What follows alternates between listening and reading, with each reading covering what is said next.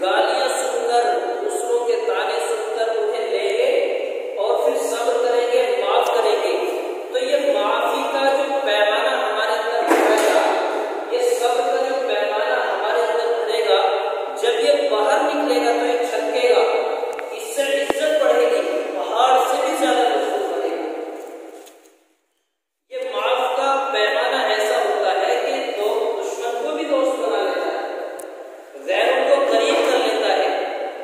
अगर हमने माफी और सब्र की ये तालीम न सीखी तो हमारे बच्चे भी हमसे दूर होंगे, बीवी भी दूर होंगी, भाई भी दूर होंगे, यानी हमारी रंजिशें बढ़ेगी, तमाम लोग हमसे दूर हो जाएंगे, कोई हमारी बात सुनने को तैयार नहीं होगा।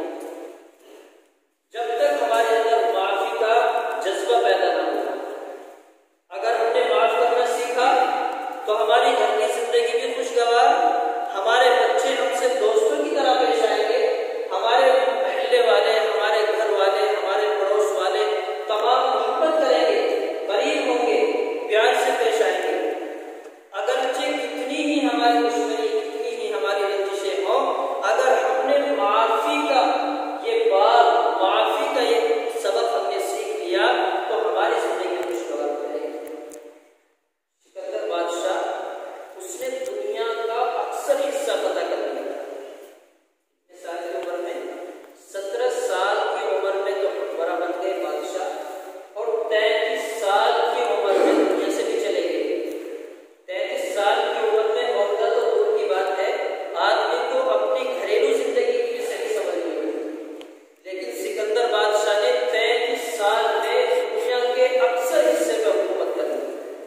किसी ने मालूम किया कि आपने इतनी जल्दी कामयाबी कैसे हासिल की, इतनी जल्दी कामयाबी हासिल कैसे की? तो उसने यूं कहा, मैंने सिर्फ 2 काम किए, मैंने सिर्फ अपनी जिंदगी में 2 काम किए। एक काम तो ये किया, जो मेरा हो गया, जो मेरा हो गया, मैंने उसे गैर नहीं होने दिया। जो एक बार मेरा दोस्त बन गया, उसे दुश्मन नहीं बनने दिया। जो मेरे करीब आया, मैंने उसे दूर नहीं होने दिया, चाहे मुझे उसके लिए कुछ भी करना पड़ा, कितनी ही मेहनतें करनी पड़ी। दूसरा काम ये किया कि मैंने दुश्मनों को दोस्त बनाया, गैरों को करीब करने की कोशिशें की। तो कितनी बड़ी कामयाबी का राज उन्होंने अपनी बताया। और आप गौर करें, अपनी जिंदगी में, माशरे की जिंदगी में, गांव की, महल्ले की या कहीं की भी कोई कामयाब आदमी की जिंदगी को देखो। अगर आपकी नजर में कोई कामयाब आदमी मिलता है, समझ में आता है ये फुला आदमी तरक्की पे है, ये कामयाब है, इसने बुलंदी पाई है, इसका मकाम और मर्तबा बढ़ा है, तो उसकी जिंदगी को देखो। वो गालियां भी सुनता है, ताने भी सुनता है, और मार भी खाता है, बर्दाश्त करता और माफ भी करता है। किसी ने गाली दी है, दुआएं देता हो, चाहे वो दुनियावी मामला हो उसका या आखिरत का मामला हो। अगर उसे कुछ बनना होता है और कुछ तरक्की करनी होती है तो वो गुस्से को पी लेता है।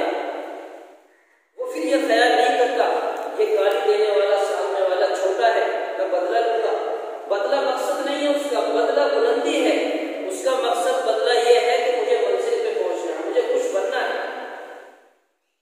तो नबी अलैहिस्सलाम के अखलाक अपनाएं। हमारे नबी जनाब मोहम्मद रसूलुल्लाह सल्लल्लाहु अलैहि वसल्लम एक मर्तबा खाना खा रहे, एक फाहिशा औरत सामने आ गई, यूं फरमाया कि खाना अकेले खाना, हमें भी खिलाओ।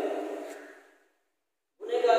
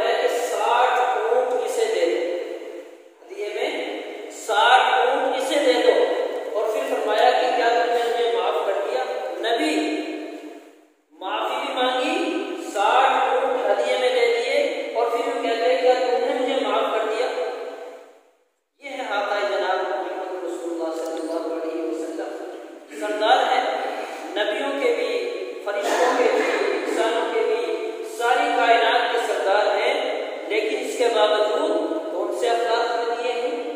आज हम कहते हैं कि मातहत मानते नहीं, जो हमारे मातहतीने हैं, उस्ताद शागिर्दों के लिए और टीचर अपने स्टूडेंट के लिए या नौकरों के लिए या अपने बच्चों के लिए, हम कहते हैं कि प्यार से मानते ही नहीं। नबी ने हमें प्यार की जिंदगी दी है, मना के तो देखें। हम मनाते नहीं, हम बचपन से आदत डालते हैं उसको डांटने की, बचपन से आदत डालते हैं उसको पिटाई की। अब वो प्यार की आदत नहीं सीखी उसने, प्यार के अल्फाज को उसे मालूम ही नहीं कि प्यार के बोल क्या होते हैं। ये जिंदगी मेरे नबी से सीखो, मेरे नबी ने हमें ये जिंदगी बताई। और एक बात और बताओ, ये तो नबी की जिंदगी होगी, हमें अपनी हालत भी देखनी चाहिए। हम जो शिकायत करते हैं ना परेशानी की, कि सर का दर्द खत्म नहीं होता, हमें शुगर हो गया, हार्ट के मरीज हो गए, तरह तरह की शिकायतें, ये सिर्फ हमारे अंदर जो बीमारी बनी है, हमारे अंदर बीमारी बनी है, वो बातों को लेकर न छोड़ने की। एक साल पहले दी थी, आज भी हमारे जहन में मेमोरी तो है, दिमाग में भी लगी हुई, आखिर भरेगी किसी दिन। जब भरेगी तो वायरस कितना ज्यादा होगा, वायरस कितना ज्यादा होगा कि वो फटेगी, या तो नस फटेगी है, या कुछ और नुकसान होगा। मोबाइल हमारे पास, जब हम उसे ज्यादा यूज करते रहेंगे और उसमें ऐड की हुई चीजें डिलीट ना करेंगे, उसकी सफाई ना करेंगे, तो वो मोबाइल खराब होता है। अल्लाह ने इंसान के दिमाग में इतनी ज्यादा मेमोरी दी है कि हम अंदाजा नहीं कर सकते।